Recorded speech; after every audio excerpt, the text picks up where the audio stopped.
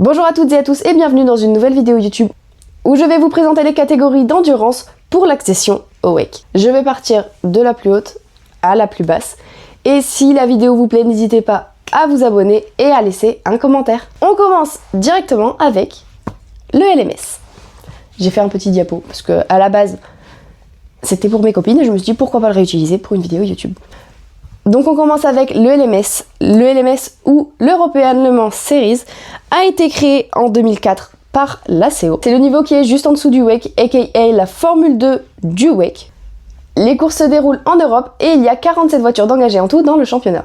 Pour ce qui est du temps de course, les courses durent toutes 4 heures et commencent toutes à 14 heures, heure locale. Ce qui fait donc pour l'Angleterre et le Portugal une heure en plus. Pour ce qui est du déroulé du week-end, il y a 2 sessions de free practice de 90 minutes et une session de bronze test pour les pilotes bronze de une demi-heure. Puis il y a les qualifications avec 15 minutes de qualification par catégorie et ensuite la course de 4 heures. Pour ce qui est du temps de roulage, chaque pilote doit rouler au minimum 40 minutes dans la voiture sur les 4 heures. Pour les points remportés, c'est aussi simple qu'en Formule 1, 25 pour le premier, 18 pour le deuxième, 15 pour le troisième, etc. jusqu'au 10e qui marque un seul point.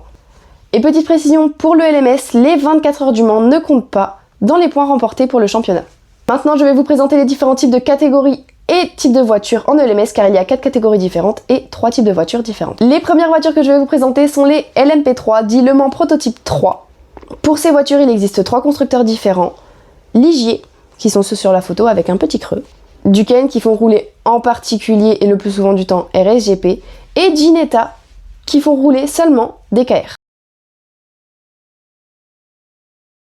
Les LMP3 sont les deuxièmes voitures les plus lentes de la grille après les LMGT3. Dans ce championnat, il y a l'obligation d'un pilote bronze par équipe et il y aura 10 voitures engagées en LMP3 en 2026. Si je ne l'ai pas précisé, les pilotes bronze sont les pilotes amateurs. Les vainqueurs en LMP3 en 2025 sont CLX Motorsport 17 avec comme pilote Adrien Cloménil, Paul Lanchère et Théodore Jensen. Ensuite, je vais vous présenter les LMGT3, Le Mans Grand Tourisme 3, qui sont des voitures homologuées FIA et qui doivent obligatoirement remplir une fiche complète donnée par la FIA. Comme je l'ai dit avant, ces voitures sont les plus lentes du championnat et plusieurs constructeurs peuvent rouler dans le championnat comme par exemple Porsche, Corvette, Ferrari, McLaren et bien d'autres. Ces voitures sont exactement le même type de voiture que vous voyez dans le championnat de WEC et il y aura donc 14 équipes engagées pour 2026. Les vainqueurs en 2025 sont TF Sport, la numéro 82 sur une Corvette, avec comme pilote Rui Andrade, Hiroshi Koizumi et Charlie Eastwood. Ensuite, je vais passer au LMP2 Pro-Am, donc les LMP2 Le Mans Prototype 2, avec des professionnels et des amateurs. Dans cette catégorie, les voitures roulent seulement avec des Oreca, qui est le principal constructeur des LMP2 et même le seul. Dans cette catégorie, il y a l'obligation d'avoir un pilote bronze par équipage et il y aura 12 équipes d'engagés pour 2026. Les vainqueurs sont la F-Corse 99 avec la livrée Spike et en pilote PJ Hayet, Dane Cameron et Louis Deletra. Ce sera exactement la même line-up pour 2026. Et enfin, les LMP2. La différence entre les LMP2 Pro-Am et les LMP2 sont l'équipage. Les LMP2 ont un équipage totalement professionnel. Et si vous voulez les différencier en course, le petit numéro n'est pas de la même couleur. Pour les Pro-Am, il est bleu clair et pour les Pros, il est bleu foncé. Là aussi, comme c'est dit dans le nom, elles roulent avec des LMP2 Oreca. Ce sont donc les voitures les plus rapides du championnat, étant donné qu'il n'y a que des pilotes professionnels. Et il y aura cette année 11 équipes engagées dans le championnat. Les vainqueurs sont la VDS Panis Racing numéro 48, qui deviendra l'année prochaine Forestier Racing by Panis, avec les pilotes Esteban Masson, Oliver Gray et Charles Milesi. En ELMS, il y a sûrement des pilotes que vous pouvez connaître car ils sont en WEC, comme par exemple Rui Andrade, Charles Milesi, Paul Louchatin, Takeshi Kimura, Malte Jakobsen, et l'année prochaine, il y aura aussi Esteban Masson dans la Lexus 78. Et selon moi, il y a des pilotes à suivre l'année prochaine, car ce sont d'excellents pilotes. J'en ai mis qu'une petite partie, mais ils sont tous, franchement, ils sont tous très très bons. Donc si vous pouvez en suivre le maximum possible, allez-y, faites-le. Selon moi, les pilotes à suivre sont Vladislav Lomko, qui est un très bon pilote, très régulier aussi, et qui continue encore à faire de gros progrès. Il sera chez Vector l'année prochaine en LMP2. Mais aussi Adrien Cloménil, qui a remporté le championnat ELVS LMP3 l'année passée. Il a fait grande sensation et a toujours été très régulier et très rapide. Il sera en LMP2 chez CLX Motorsport avec la 37 l'année prochaine. Esteban Masson qui retourne avec Panis Racing Va-t-il garder son titre en LMP2? Nous le saurons à la fin de l'année. Tom Dillman qui roule avec l'Inter Europol numéro 43, qui a remporté les 24 heures du Mans et qui a fini 2e du championnat. Mais aussi Louis Rousset qui passe l'année prochaine en ELMS LMP2. Il était l'année d'avant en LMP3 en Michelin Le Mans Cup avec Romain Favre et passe chez Forestier Racing by Panis. Ensuite, il y a, comme je l'ai dit, Malte Jakobsen qui est déjà pilote Peugeot, donc ça prouve que c'est un excellent pilote. Ensuite, je vous conseille aussi de suivre Romain Favre qui roulera en LMP3 en ELMS chez DKR Engineering. L'année dernière, il était en Le Mans Cup chez Forestier Racing by VPS avec Louis Rousset.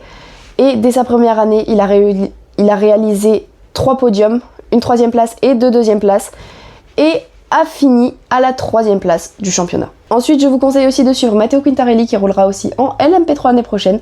Il était aussi en Le Mans Cup l'année dernière chez 23 Events Racing et a fait une très très belle saison. Pierre-Alexandre Provost qui roulera chez RSGP en ELMS LMP3 cette année et qui roulait l'année dernière en Le Mans Cup chez CLX. Hugo Schwartz qui sera le coéquipier de Pierre-Alexandre et qui roulait l'année dernière en Le Mans Cup et qui a remporté d'ailleurs la catégorie avec RSGP. Jamie Chadwick, la seule femme à avoir remporté une course en LMP2 ELMS et a fini 3e du championnat ELMS avec Idexport l'année dernière et elle sera dans la même équipe cette année.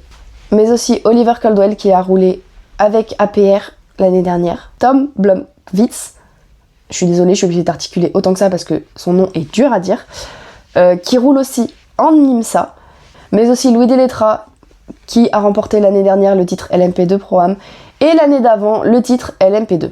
Pour ce qui est du calendrier, il commence par Barcelone en avril, puis le Castellet en mai. Ils font ensuite un petit passage par Le Mans en juin, mais qui n'est pas compté dans le calendrier. Imola en juillet, Spa en août, Silverstone en septembre et le championnat se termine par Portimao en octobre. Je passe ensuite au championnat en dessous de l'ELMS, la Le Mans Cup. Michelin Le Mans Cup. La Michelin Le Mans Cup est l'équivalent de la Formule 3 pour l'endurance. Elle a été créée en 2016 par la CO. Les courses se déroulent elles aussi en Europe sur les mêmes week-ends que le LMS, mais elles ne vont pas à Imola. Il y aura 45 voitures engagées dans ce championnat et la course de Road to Le Mans, qui se déroule sur le circuit des 24 heures du Mans en ouverture des 24 heures, elle compte pour leur championnat. En Le Mans Cup, il y a seulement 2 heures de course sur le week-end. Pour ce qui est du déroulé du week-end, ils ont 2 sessions de free practice de 60 minutes et une session de bronze test pour les pilotes bronze de 30 minutes. Ensuite, là aussi, il y a 15 minutes de qualification par catégorie et à la fin 2 heures de course.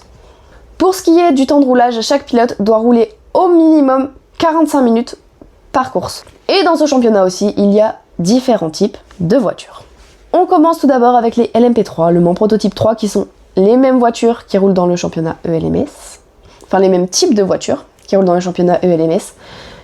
Là aussi, il existe 3 constructeurs différents, Ligier avec la Ligier JSP 325, la Duquesne avec la Duquesne D09 qu'on voit sur cette photo, et la Ginetta qui roule seulement avec DKR. Dans ce championnat, il n'y a que des pilotes pro et il y a seulement 2 pilotes par voiture. Et il y a 24 voitures engagées en LMP3. Les vainqueurs l'année dernière étaient RSGP, la numéro 85, avec Adrien David, qui sera présent l'année prochaine mais roulera chez Nielsen, et Hugo Schwartz qui lui roulera en ELMS comme je vous l'ai dit. Ensuite, il y a là aussi la catégorie Pro-Am, donc professionnel et amateur, avec l'obligation d'un pilote bronze dans l'équipe. Il roule aussi sur des LMP3 et il y a 11 voitures d'engagées dans ce championnat. Pour faire la différence sur les deux, au niveau du numéro, celui-ci est jaune et l'autre est violet. Les vainqueurs l'année dernière est une équipe belge Motorsport 98 avec comme pilote Eric de Doncker et Gillian Henrion. Il faut savoir que pour leur championnat, ça s'est joué sur la dernière course, sur la disqualification des premiers. C'est grâce à ça qu'ils ont eu le championnat. Et ensuite, il y a les GT3, les Grand Tourisme 3, qui sont là aussi les mêmes voitures qu'en ELMS quasiment, qui sont homologuées FIA et qui doivent suivre exactement la liste pour être homologuées.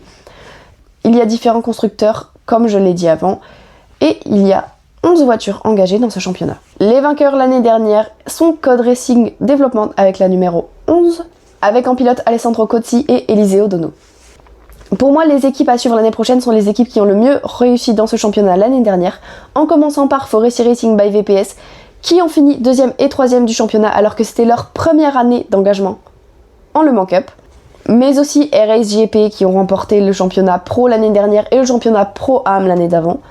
23 Event Racing qui se battent depuis plusieurs années pour les avant-postes du championnat. Et aussi Team Virage, malheureusement je n'avais pas retrouvé de photos. Mais eux aussi ça fait plusieurs années qu'ils se battent pour les avant-postes de ce championnat. Ils ont de très bons pilotes. Et on passe ensuite à la dernière catégorie des week-ends de LMS, la Ligier European Series. La Ligier European Series est l'équivalent de la F4 de l'endurance. Elle a été créée en 2018 par la CO. Il n'y a que des Ligiers dans ce championnat, c'est dit dans le nom. Là aussi, les week-ends de course se déroulent sur les mêmes week-ends que le LMS, sauf à Imola, car leur course au Mans compte dans le championnat. Et actuellement, on ne sait pas le nombre d'engagés dans la catégorie, car le communiqué n'a pas encore été fait. Pour ce qui est du temps de course, en Ligier, il y a 2 courses d'1 heure. Pour le déroulé du week-end, il y a 2 sessions de free practice de 40 minutes, des qualifications avec 15 minutes par catégorie et 2 courses de 1 heure. Dans cette catégorie, il y a 2 pilotes qui peuvent rouler dans la voiture, mais ils peuvent rouler aussi qu'à un seul pilote s'ils le veulent. Là aussi, il y a entre guillemets différents types de voitures, mais c'est plus différents types de catégories car il y a seulement 2 types de voitures. Avec les Ligier JSP4, qui sont des mini prototypes. Et si vous avez regardé le Grand Prix Explorer, c'est les voitures qui ont roulé lors de la course des légendes. À préciser qu'il y a 2 voitures qui ont roulé à la course des légendes, qui ont roulé 2 semaines après sur le circuit de Portimao pour la dernière course. Autrement dit, il ne fallait pas casser les voitures. Pour ces voitures, il y a une boîte de vitesse à 6 rapports. La vitesse max est d'environ 265 km/h. Et elles sont, comme je l'ai dit avant, fournies par Ligier. Les vainqueurs l'année dernière sont l'ANS Motorsport numéro 6, avec Ico Segre et Maxwell Dodds. Et il faut savoir que Maxwell Dodds passe l'année prochaine en Le Mans Cup.